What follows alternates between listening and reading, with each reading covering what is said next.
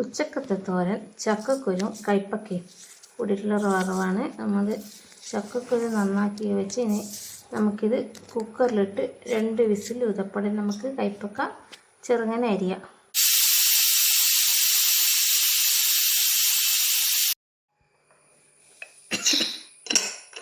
ചക്കക്കുരു റെഡി ആയിട്ടുണ്ട്. ഇനി നമുക്ക് കൈപ്പക്കൻ്റെ പണി നോക്കാം.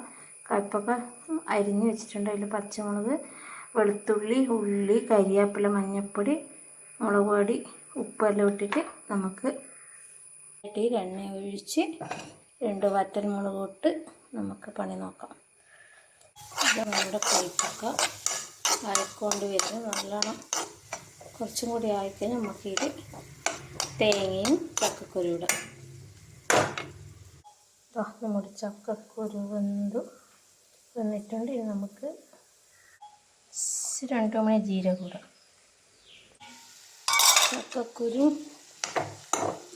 കൈപ്പക്കയും ഇവിടെ ആയിക്കൊണ്ട് വരുന്നു. തേങ്ങ ഇട്ട് ജീരകം ഇട്ടിന് കരിവേപ്പില ഇട്ട് നല്ലോണം ഇത് കുറച്ചും കൂടി ആക്കണം. നല്ല കാണും തന്നെ. ഉപ്പ് നോക്കുക, എരിവാണെങ്കിൽ എരിവ് ഇടുക. നമ്മുടെ വറവിനൊന്ന് നോക്കാം. വറവെല്ലാം ഇതിനകത്തെ പൊടികളെല്ലാം വേർതിരിച്ച് നല്ല മണമുണ്ട്.